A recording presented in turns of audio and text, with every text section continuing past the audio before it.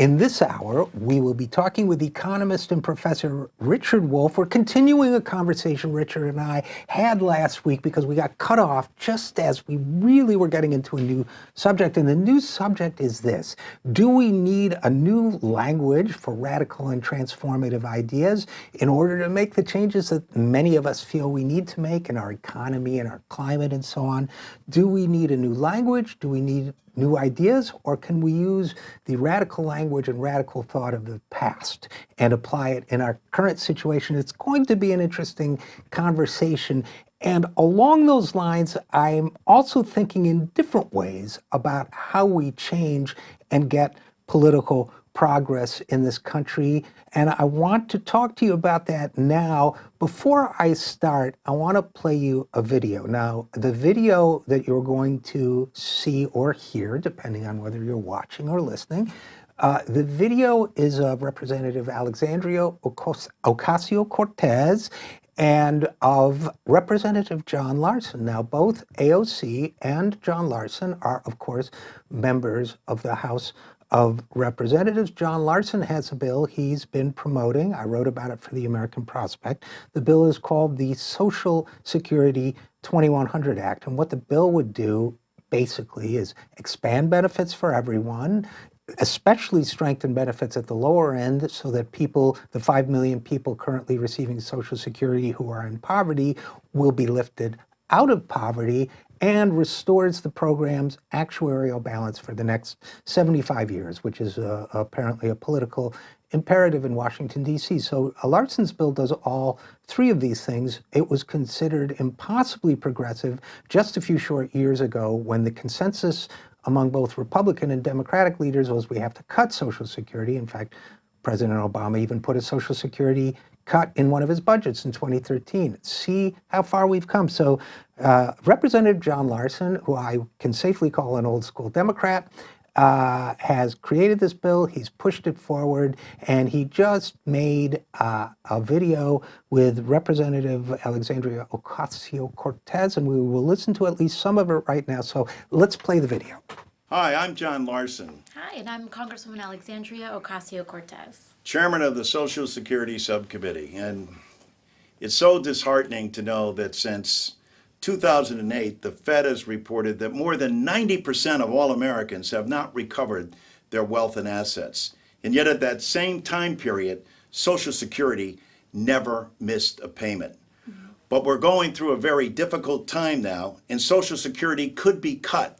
But because of the efforts of someone who understands and knows firsthand the problems of Social Security, like Alexandria Ocasio-Cortez, we're in a better position to make sure that doesn't happen. Alexandria? Oh, thank you so much, John. And really, it takes all of us coming together to preserve and save Social Security. It's not even just a matter of just seniors who benefit from Social Security, but all of us do. When I was quite young, when I was a teenager, my dad had passed away.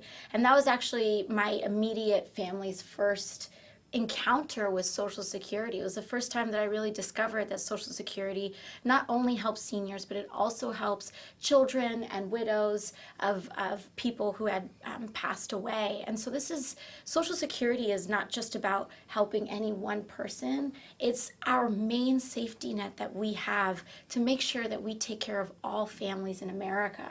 And if it wasn't for your leadership and the leadership of so many folks here in Congress, we wouldn't be able to have this fight right now. But we have a critical opportunity to not just save Social Security, but to embolden it and expand it and enrich it and preserve it so that it is handed over to the next generation. And this generation is leading the fight to bring Social Security to the floor and pass it on behalf of all Americans. Thank you, Alexandria. Of course. Thank you so much. I'm excited to do it.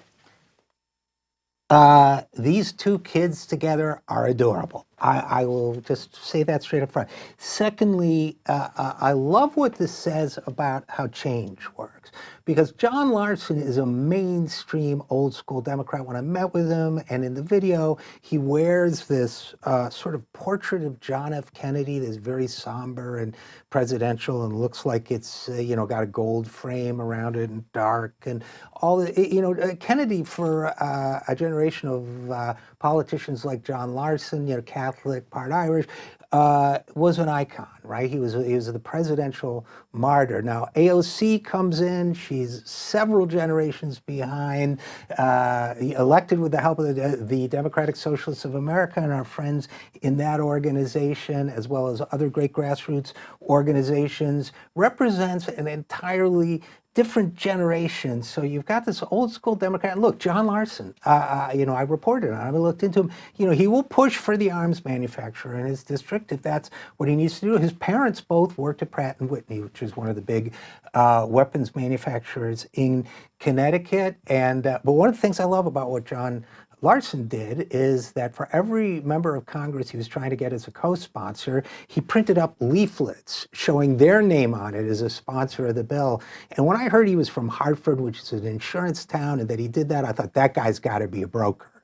Well, he was a history teacher and a coach, but he was also a broker in a past life, and he knows how to sell. So look, I'm a political revolution guy, but I have a great soft spot in my heart for the people who are also making change in other ways. John just looked at the numbers and said Social Security can do more and do better for the people. And as he says, because of his working class upbringing, he's a product of public school, what did he say? Public school, public housing, which is where he grew up, and public service. So I think, as a lot of people think, that we're going to need radical change in this country.